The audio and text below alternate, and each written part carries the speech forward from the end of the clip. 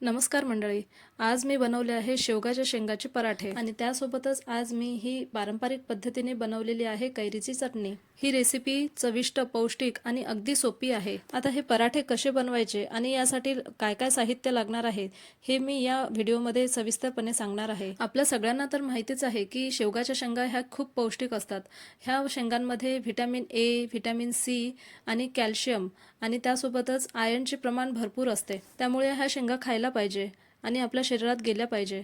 आणि लहान मुलं जे असतात, ह्या लहान मुलांना हे शेंगा आवडत नाही किंवा मुलं हे बिलकुल खातच नाही.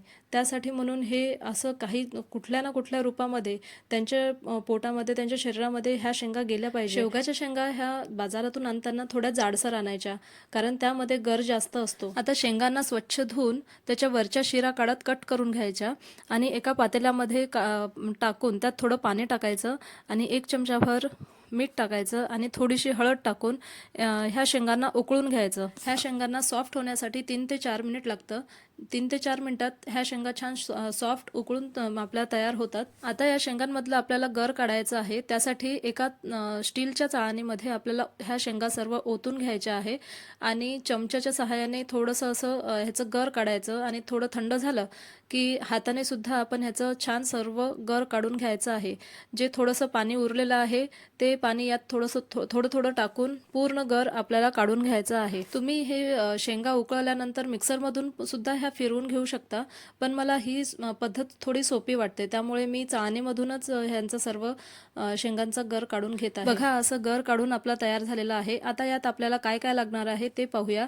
तर तिखट मिठाच्या डब्यामध्ये जो चम्मच असतो त्या चम्मचनुसार 1 चम्मच जिरा, 2 चम्मच पांढरं तीळ, अर्धा चम्मच हळद पावडर, 1 चम्मच लाल तिखट, 1 चम्मच धनिया पावडर, चवीनुसार मीठ, 7 ते 8 लसूणच्या पाकळ्यांचा पेस्ट आणि 1 मोठी वाटी भरून गव्हाचं पीठ आणि अर्धा वाटी हरभऱ्याच्या डाळीचं पीठ किंवा बेसन, 1 वाटी भरून कोथिंबीर बारीक चिरून घेतलेली आहे. हे मी यात जे काही टाकलेलं आहे ते सर्व मी हवं तर डिस्क्रिप्शन मध्ये लिहून देते, म्हणजे तुम्हाला सोपं जाईल. आता हे जे आपण शेंगांचं गर काढलेलं आहे त्यात आपल्याला हे सर्व टाकायचं आहे. बघा, शेवगाच्या शेंगा आरोग्यासाठी खूप फायदेशीर असतात आणि असा हा पराठा लहानांपासून मोठ्यांपर्यंत सर्वांना आवडतो. शेवगाच्या शेंगांची भाजी वगैरे केली तर मुलं तर बिलकुलच खात नाही. त्यांना कितीही आग्रहाने म्हणजे खाऊ घातलं तरी मुलं खाणारच नाही.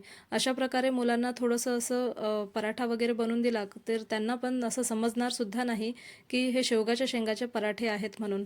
आता यात सर्व टाकून झालं की आपल्याला चपातीसाठी जशी कणिक मळतो तशी कणिक मळून घ्यायची आहे. आता मी यात पाणी काहीच नव्हतं टाकलं तरी सुद्धा मला थोडंसं असं पातळ वाटत होतं कणिक, त्यामुळे मी गव्हाचं पीठ थोडंसं 1 वाटी भरून गव्हाचं पीठ यात थोडं ॲड केलेलं आहे आणि घट्टसर असं कणिक मळून तयार करून घ्यायचं आहे. बघा, कणिक पण आपली मळून तयार झालेली आहे आणि याला आता थोडा वेळ झाकून ठेवायचं आणि आपल्याला एक पराठ्यासोबत लागणारी एक चटणी बनवायची आहे आणि पारंपरिकरित्या खलबत्त्यामध्ये ही चटणी बनवून तयार करायची आहे. आता उन्हाळा आहे तर कच्चे आंबे आहेत, त्यामुळे कच्च्या आंब्याची एक मिक्सरमधून न वाटता खलबत्त्यामध्ये वाटून मी एक चटणी तयार करून घेत आहे. त्यासाठी एक कच्ची कैरी घेतली आहे आणि पुदिन्याची पाने स्वच्छ धुवून घेतलेली आहे आणि कोथिंबीर आणि 2 ते 3 हिरव्या मिरच्या आणि चवीनुसार आपल्याला मीठ लागणार आहे, बस.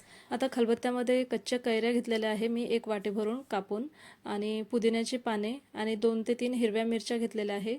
मधातून तोडून हिरव्या मिरच्या टाकायच्या आहे आणि कोथिंबीर आणि चवीनुसार आपल्याला यात मीठ टाकायचं आहे. बघा, असं सर्व टाकलं की ह्यात खलबत्त्यामध्ये आपल्याला ही चटणी वाटून घ्यायची आहे. मिक्सरमधून वाटून घेतलेल्या चटण्या किंवा आपण कधी कधी अशा खलबत्त्यामधून वाटून घेतलेल्या चटण्या ह्यामध्ये खूप फरक असतो, याच्या चवीमध्ये खूप फरक असतो.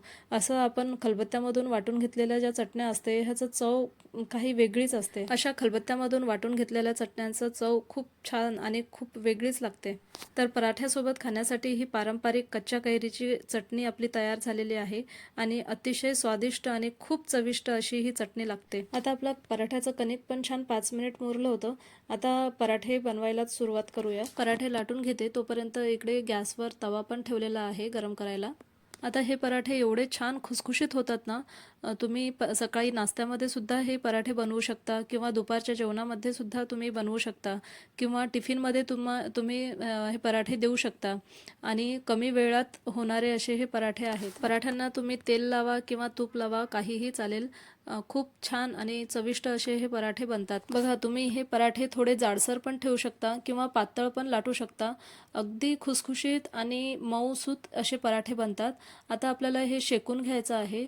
तेल लावून, तव्यावर तेल लावून आणि पराठ्यांवर सुद्धा तेल किंवा तूप लावून आपल्याला हे शेकून घ्यायचे आहे. सकाळी जर बनवले तर संध्याकाळपर्यंत छान खुसखुशीत पण राहतात आणि छान मऊसुद्धा हे पराठे राहतात आणि अजिबात हे खराब होत नाही आणि अगदी एकदम खूप जास्त पौष्टिक असे हे पराठे बनतात. बघा, दोन्ही साईडने मी छान तेल लावून पराठा शेकलेला आहे. तुम्ही बघू शकता, खूप छान असे दोन्ही बाजूने मी पराठा शेकलेला आहे. खूप साध्या आणि खूप सोप्या पद्धतीने मी हे पराठे कसे बनवायचे दाखवलेले आहे आणि शेवग्याचं पूर्ण गर या पराठ्यामध्ये आपण म्हणजे वापर केलेला आहे. त्यामुळे हे पराठे खूप पौष्टिक बनतात. तुमचे पण मुलं शेवगाच्या शेंगा खात नसतील तर असा पराठा नक्की तुम्ही पण ट्राय करून बघा आणि कमेंट करून मला नक्की सांगा. आणि व्हिडिओ आवडला असेल तर लाईक आणि शेअर करा आणि चॅनलला सबस्क्राईब केलं नसेल तर चॅनलला सबस्क्राईब करा. Bye bye.